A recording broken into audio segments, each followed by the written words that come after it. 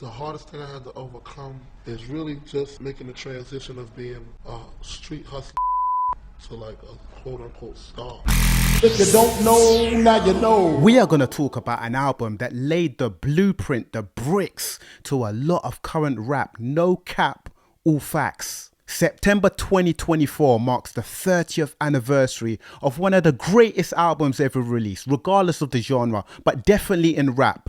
The Notorious B.I.G. released Ready to Die, September the 13th, 1994. If you don't know, now you know is where we pay homage. We pay homage to artists past or present, but this time it's definitely about Christopher Wallace, aka the Notorious B.I.G. And before we talk about the album, let's talk about the man himself. 2024 marks 27 years since the tragic passing of one of the greatest MCs. Hailing from New York, Brooklyn to be precise, of Jamaican descent. This guy went to the same school as Jay-Z, DMX and Busta Rhymes. They was definitely putting something in the food, putting something in the water, because a lot of great MCs came out of that school. The Notorious B.I.G. was signed to Sean Combs, aka Puff Daddy, aka Diddy's new label, Bad Boy Records, to spearhead the label. And aside from spearheading Bad Boy Records, he went head to head with prior friend and fellow rapper Tupac in the infamous East Coast West Coast rivalry. I mean, if you haven't heard of it, it definitely was a big thing in the 90s, and you know, people still talk about it now.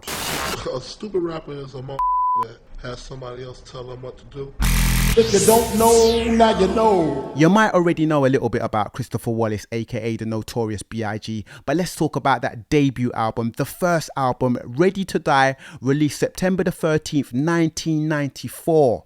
2024 marks the 30th anniversary of that album, released on Bad Boy Records, executively produced by Diddy, Puff Daddy, Sean Combs, and the album was mainly recorded when Biggie was 21 years old. I mean, when you hear the album, you think of him being an older guy, the big voice, the laid back flow. I mean, such a accomplished MC, but he was only 20 at the time. Most of the production on the album was handled by Easy Mo Bee and the Hitmen, and Biggie himself explained that the title of the album, Ready to Die, wasn't about him wanting to die early, but his obsession about securing a better life. The album Ready to Die is very versatile. It features different flavors: gritty raps, street raps, luxurious raps, raps for the ladies, radio friendly tracks, battle raps. Let's talk about some of the songs on the album. Warning is that gritty shit, talking about envy and people wanting to stick him for his paper, for his money. Lyrics like there's gonna be a lot of slow singing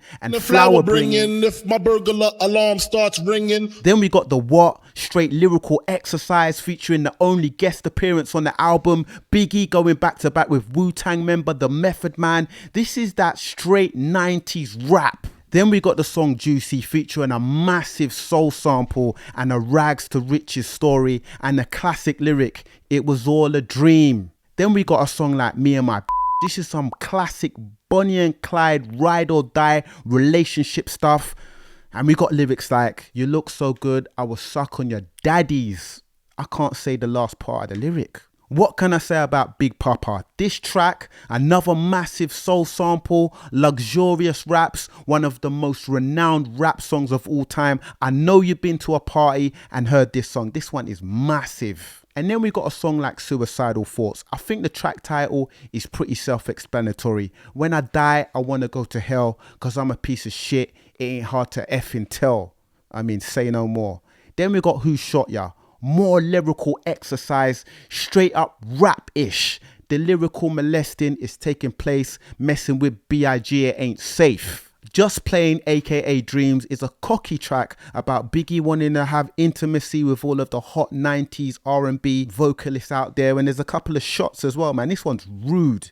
Dreams of sexing an R&B chick. This album is the epitome of 90s rap and is ranked as one of the greatest albums by any respectable music or entertainment platform out there. You gotta think the Notorious B.I.G, he came out flying with his debut album. How many of your favorite artists make such a classic debut album? How many albums stand the test of time 30 years later still being celebrated? Before Drake, before Kendrick Lamar, Travis Scott, Cardi B, Nicki Minaj, Doja Cat, 50 Cent, Jay-Z, Pop Smoke, Kanye West, Future. there was Christopher Wallace, aka the Notorious B.I.G. Sadly, he's no longer with us. He was the victim of a drive-by shooting in Los Angeles in March 1997 and passed away at the age of 24. The legacy lives. If you don't know, now you know.